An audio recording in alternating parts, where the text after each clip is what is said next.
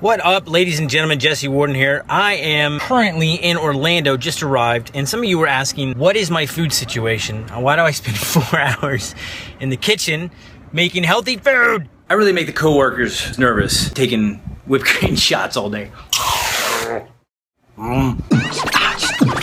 Programming, gaming, fitness, Jesse Warden. I travel sometimes for work, and I refuse to eat unhealthy while on the road to negatively affect my fitness goals, which requires me to cook a lot in the kitchen. Also, I have to do 4 days worth of food for me, so that's lunch and dinner, lunch and dinner, lunch and dinner, lunch and dinner. And one of those lunches and one of those dinner is actually high carb, or reasonably high carb, consistent with a little bit more rice, a lot more protein, things like that. So as you can see here in my rental car, I have my carry-on bag. So as you can see, I have my food for the 4 days. I have the 2 bigger ones for the carb day, which have a little bit more rice. But everything else is turkey and chicken, and this week hamburger. Last week or 3 or 4 weeks ago, it was salmon for the fat day. It's still cold, even without the ice cubes. As you can see, it's a ton of green packed in there with turkey burger and wild and a mix of wild and brown rice. So it's about 100 to 150 grams of protein per serving. Sometimes I manage to cram in 200 grams in there to get my protein macros up. I've also got tuna in the bottom there, as well as in my bag to compensate for a pure protein solution if I don't have shrimp. What I do is I will take these guys inside my bag, and there's a refrigerator in there, and sometimes I'll hit the grocery store for other things. But also, good news, bacon.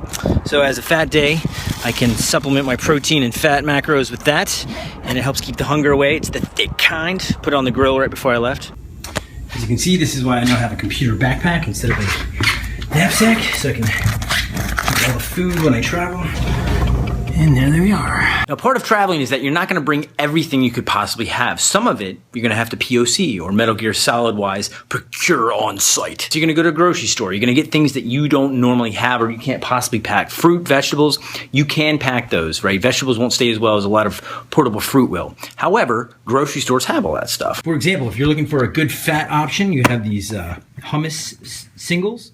So you can have a small one and put the rest in the fridge. Who cares? Just about any crappy hotel has this thing, a refrigerator. Most, even if they don't have them in room, you are allowed to ask for them.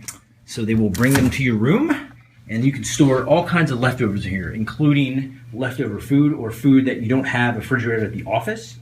You can put it in here and get it in the morning. You can also get supplementary protein items. For example, these hard-boiled eggs. I went to the grocery store, got some apples. Sugar-free whipped cream shots. If you look at the macros on the back here, they have just 2 grams of fat, right? And notice the carbs are 0. Dairy's generally not something I'm a fan of, but shots of this stuff definitely help keep the hunger away. And for the most part, healthy fat, assuming you're not lactose intolerant. I'll drink a ton of coffee to help keep the hunger away, as well as keep me going on traveling. And this Almond Breeze stuff is chock full of calcium and other good things. You can notice the macros for the most part are high in fat as well. And notice I got the unsweetened, right? So we don't want extra added weird sugar, but it still has that vanilla taste. Again, another supplemental protein option. And for carb day, I have 2 protein shakes. Also, if you're eating a lot of burnt bacon, the vitamin C from the orange is good, but also it's just good to have vitamin C. So on carb day, I hit this bad boy with the apples and 2 bananas. I brought my dinner from work. I believe tonight is turkey and chicken. Teensy bit of rice. We're talking about maybe 13 grams total from brown and wild rice mix, but majority of this container is actually green vegetables, right? Broccoli, kale, spinach, celery, onions, and a pinch of habanero in there. There's a chunk of avocado you can't actually see to get as much fat. We split up one, so that's the good fat. The rest of it's just chicken, no fat. These plastic Tupperware cases, you can get them in a variety of shapes and sizes. You can get glass as well. Now, these plastic ones are disposable, and they are significantly cheaper. If you're concerned about BPAs or plastic, you can buy them, use them a few times, and toss them. You can get glass, and if you check your baggage, it will probably crack, and you don't want food all over your clothes and everything else.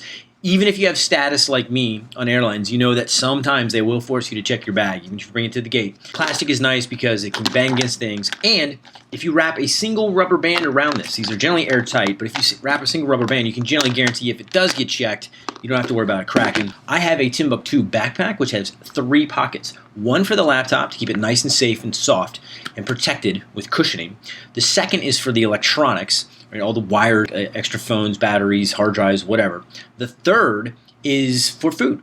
and it's separated. Now, it's not exactly waterproof, but if I've had spills before, like walnuts, which are kind of oily, almonds going everywhere, I forget I have a banana in there and it gets all gooey and nasty, I can ensure that the food doesn't negatively affect my electronics. And finally, store it either on-site at your office with a community refrigerator, or most hotels, even if they don't have a refrigerator in the room, will give you one if you request it nicely. I also recommend those little small plastic ice cubes. If you get about 3 or 4 of them, put them in the freezer the day before. They're basically ice cubes that they melt. They have water internally and they're waterproof. You can put them in your bag and help keep your food cold. So during the summer months, when you're traveling, even if your bag does get checked and it gets hot because it's kind of left outside, the food can generally stay pretty cool. And it doesn't create a significant amount of condensation to ruin your clothes if you're worried about that. Again, my name is Jesse Warden. I hope that helps you understand that you can have healthy options while you travel in American airports, which are trying to make you as unhealthy as possible. Don't forget to subscribe, and you got other questions, hit me up on YouTube comments. You can be on Facebook, on Twitter, email, any other social media. And thanks for your time.